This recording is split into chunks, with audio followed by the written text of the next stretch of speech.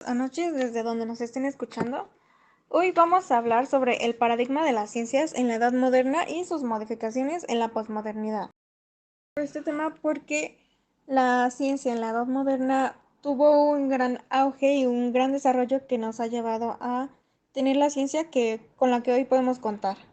Es importante que sepamos que considera un paradigma como una hipótesis de trabajo considerada válida en ese momento. Debemos también tener como contexto que antes de la ciencia moderna, la ciencia griega dio grandes avances, pero centrados mayor parte en la observación y no se daba un espacio a la experimentación. Estos avances tuvieron un estancamiento, por así decirlo, debido a todas las guerras ocurridas en Occidente y obviamente estos conocimientos no lograron esparcirse por completo. Después de esta época donde se pierde el conocimiento de Occidente, podemos encontrarnos con la Edad Moderna en el Renacimiento, donde hubo un gran apogeo de la ciencia con científicos como Copérnico, Galileo o Kepler, y cómo es que la ciencia adquiere una autonomía con la que se puede contar hoy en día para que los científicos puedan tener un buen lugar donde puedan tener un gran desarrollo de la ciencia que deseen llevar a cabo. Después de este gran apogeo durante el Renacimiento, llegamos a la posmodernidad y con esto también llegamos a la Revolución Industrial en el siglo XIX. Con la Revolución Industrial, la ciencia dio un avance grandísimo, tuvo una gran evolución y podemos contar con la mayoría de las creaciones, hipótesis, descubrimientos e inventos con los que hoy podemos llevar una vida diaria.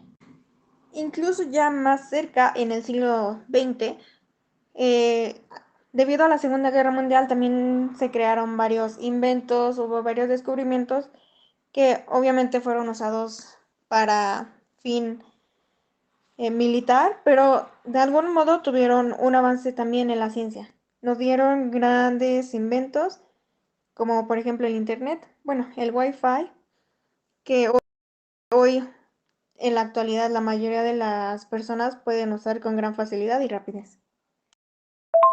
Bueno, ya teniendo una vez el contexto, mi nombre es Camila Fernanda Torres Serrano y yo les voy a hablar un poco sobre el punto 1, que es el objetivismo versus subjetismo, y el punto 2, que se llama elementos individuales versus sistemas.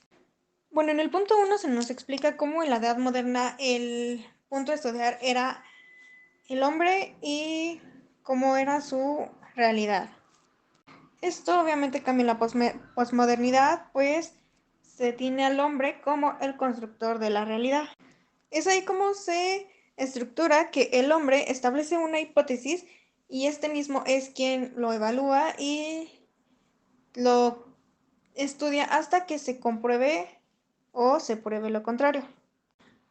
Con esto tenemos una abertura hacia lo que es el método científico basado en una conjetura cuyo postulado o principio es la investigación como una hipótesis. Obviamente con la ayuda de observaciones y entrando más de lleno en la experimentación.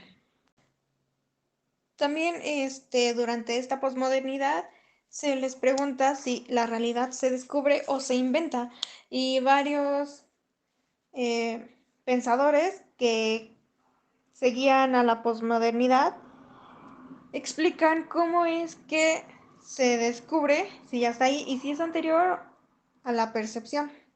Y si es que se inventa, solo se toma conciencia de ello para poderlo poner como en un sistema nervioso que lleva datos al cerebro. Es como un ejemplo que nos da la lectura.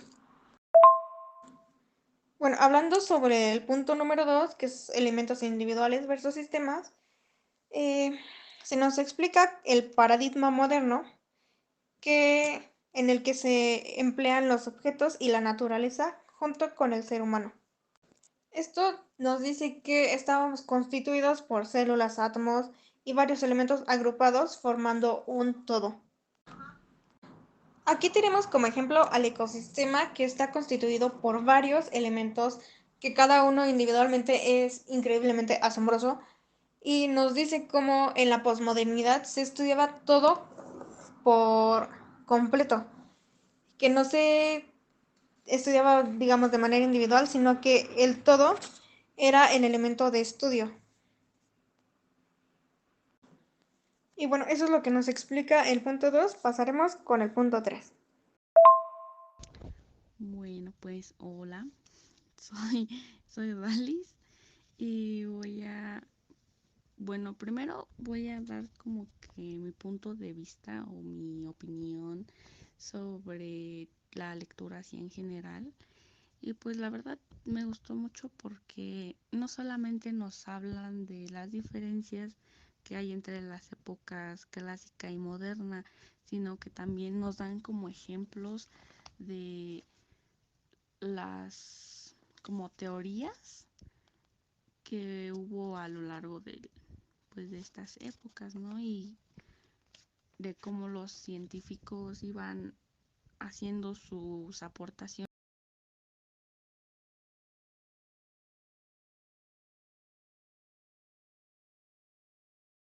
haciendo sus aportaciones y complementando también las de los científicos que estaban antes de ellos.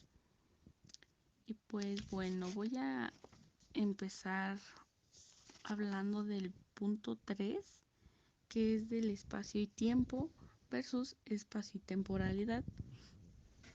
Pues aquí nos dicen que en la edad moderna se pensaba que nosotros ocupábamos solamente un espacio y vivíamos en un tiempo, o sea que es diferente. Pero después Kant, este, dijo, bueno, ajá, bueno que Kant, este, como que aportó estos conceptos de a priori que de hecho vimos en clase y decía que la independencia de toda experiencia pues era bueno que del espacio y tiempo que estos eran independientes de toda experiencia y anteriores a ella. Pero en la época postmoderna se empezó a decir que estos estaban unidos y eran inseparables, o sea que contenían todo lo existente. Y de hecho, Einstein en, en su teoría de la relatividad, igual que Stephen Hawking en su libro de Historia del Tiempo, complementan así más estas ideas. Y pues personalmente me gusta cómo los científicos no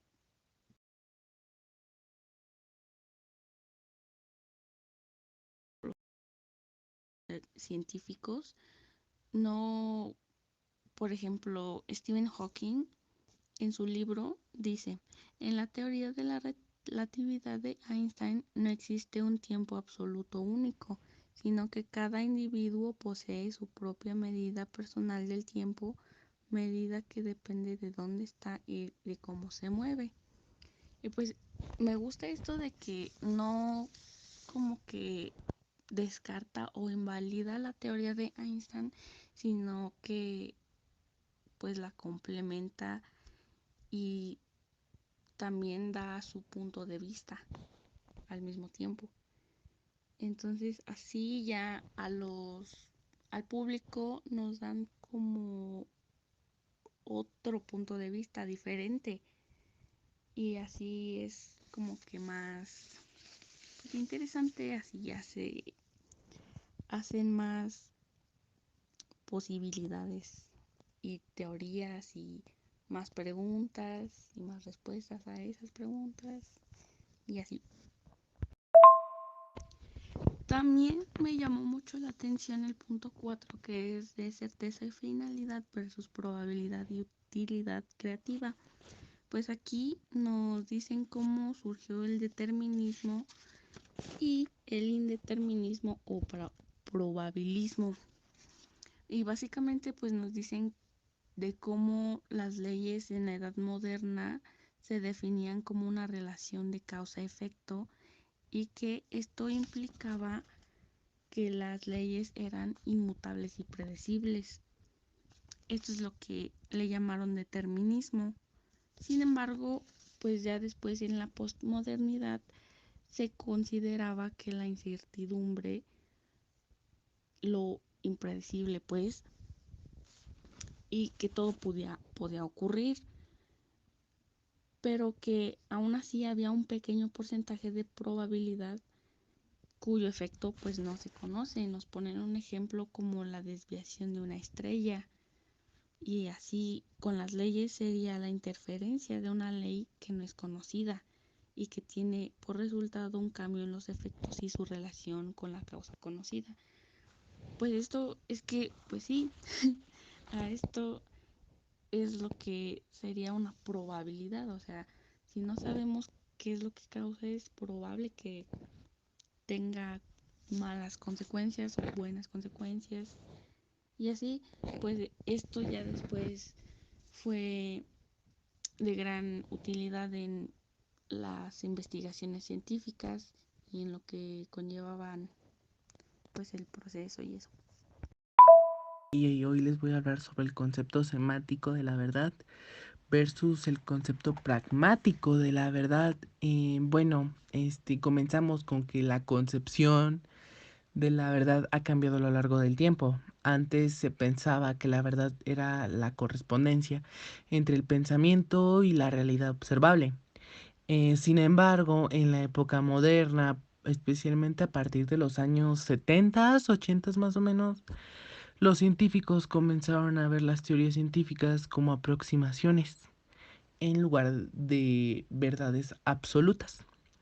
Esto significa que hay diferentes grados y tipos de verdad. Algunas verdades son consideradas irrefutables, como la ley de gravedad, mientras que otras teorías son más provisionales y sujetas a revisiones, se podría decir, como la teoría de la evolución o de la relatividad. Además, se reconoce que la verdad puede ser relativa al observador, la situación o el contexto cultural. En las ciencias sociales, por ejemplo, la verdad puede variar según la época, la cultura o la etnia. En general, se ha adoptado una visión pragmática y relativista de la verdad, donde diferentes criterios como la naturaleza, la razón, la certeza, el consenso social o los valores éticos no son absolutos para definir la verdad. En lugar de eso, se considera que la verdad es plural y depende del tipo de conocimiento. Gracias.